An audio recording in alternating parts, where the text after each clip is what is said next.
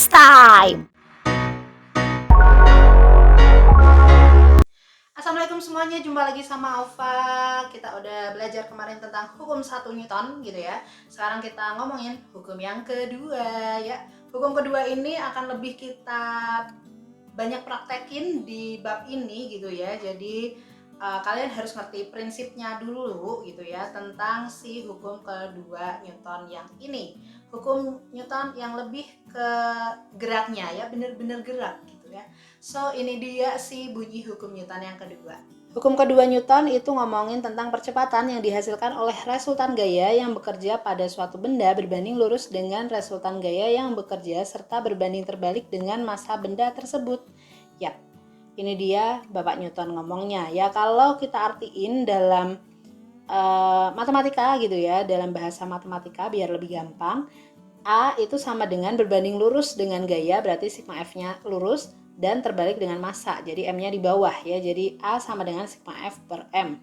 Atau kalau mau lebih mudah, kita jadikan sigma F sama dengan MA ya, ini yang selalu dihafalkan dan selalu keluar. Sigma F sama dengan MA, di mana F-nya itu force atau gaya, A-nya adalah percepatan dan M-nya adalah massa benda ya. Lebih enak kalian pakai satuan SI biar dia benar-benar Newton ya. Karena nanti kalau di sini tidak SI maka akan kesusahan ya. Oke. Nah, di sini ada F, ada M, ada A. Oke, F itu vektor, A itu vektor dan M itu skalar gitu ya. Kalian harus mengerti, memahami ini yang wajib kalian pahami ya habis ini. Jadi, gaya mana yang kita gunakan? Gaya itu kan banyak ya nanti.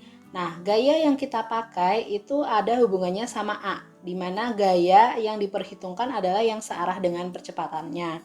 Maksudnya apa sih yang wajib diperhitungkan ini? Nanti di soal itu pasti gaya-gaya itu banyak. Nah, kalian mau pakai yang mana dengan rumus ini? Apakah sigma F sama dengan MA atau pakai yang sigma F sama dengan 0 kayak gitu ya? Nah, untuk memperhitungkannya maka pakai yang ini ya, gaya harus searah percepatannya.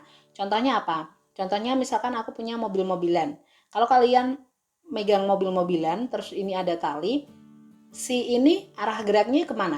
Apakah naik ke atas? Apakah miring? Atau apakah jalan lurus ke sana? Perhatikan ya kalau dedek adik-adik kalian mainan kayak gitu atau waktu kalian masa kecil gitu ya. Nah punya mainan kayak gini arahnya kemana jalannya? Yap, arahnya pasti ke depan kan?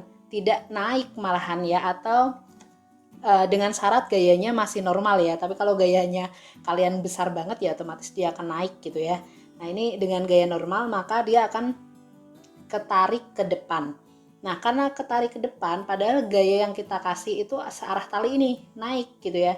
Maka gaya ini harus kita proyeksikan sesuai dengan vektor kayak gitu ya. Kita proyeksikan dulu bisa ke atas ataupun ke sana. Nah gaya mana yang nanti akan lebih berguna atau kita pakai dalam sigma F sama dengan MA?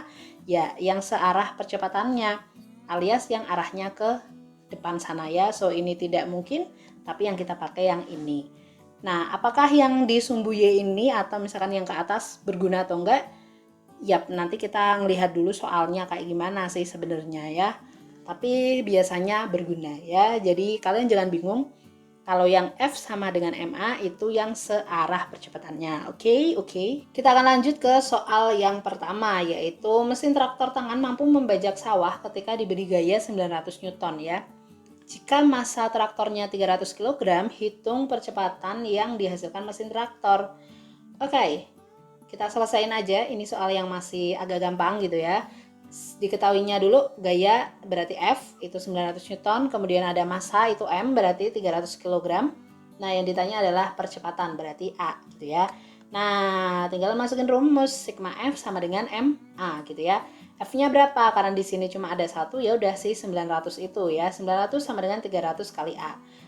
300 pindah berarti jadi bagi A-nya, so 900 dibagi 300 yaitu 3 ya. Jadi percepatannya adalah 3 meter per second kuadrat. Ini pertanyaan yang pertama. Kita lanjut ke contoh soal yang kedua ya. Ini ada pilihan ganda. Sebuah benda bermassa 5 kg bergerak pada bidang datar yang licin dengan kecepatan 8 meter per second.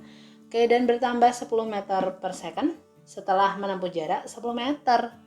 Besar gaya mendatar yang menyebabkan pertambahan kecepatan benda adalah Oke, kita diketahui dulu ya. Biasa, masanya 5 kilogram. Kemudian kecepatannya tadinya 8 menjadi 10, berarti V0 VT ya. Kemudian S-nya ada 10 meter. Yang ditanya adalah si gayanya, berarti si F. Nah, di sini untuk cari F itu kan berarti kalian butuh sigma F sama dengan MA, bener nggak? Cuma, kok F-nya ada, ditanyakan M-nya ada, A-nya nggak ada. Nah, A-nya kita harus cari dulu. Dari mana A-nya? Berarti kita harus pakai yang V0, VT, dan S. Kalian pasti masih ingat kan? Ada V0, VT, S, dan A ya yang ditanya. Berarti ini menggunakan hukum gerak lurus berubah beraturan. Jadi kalian buka buku lagi ya. Bagian gerak lurus berubah beraturan GLBB. Nah, ini kita pakai rumus yang keberapa guys? Yap, rumus yang kedua ya. Jadi yang VT kuadrat sama dengan V0 kuadrat plus 2AS. Oke.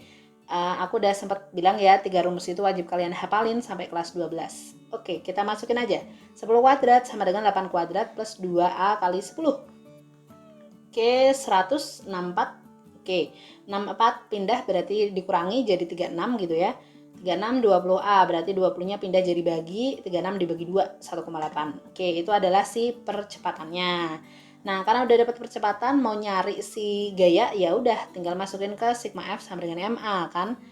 F-nya adalah ditanya, M-nya adalah 5 dan dikali 1,8. So, hasilnya adalah berapa? Yap, 9 Newton ya. Jadi jawabannya adalah yang D. Itu tadi contoh soal di nomor 2 ya.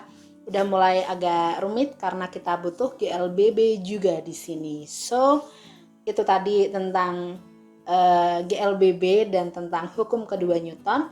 Masih ada satu hukum lagi, jangan lupa stay tune terus di channelnya Aufa ya. Kalau ada kritik dan saran silahkan komen atau bisa DM langsung ke Instagram aku gitu ya.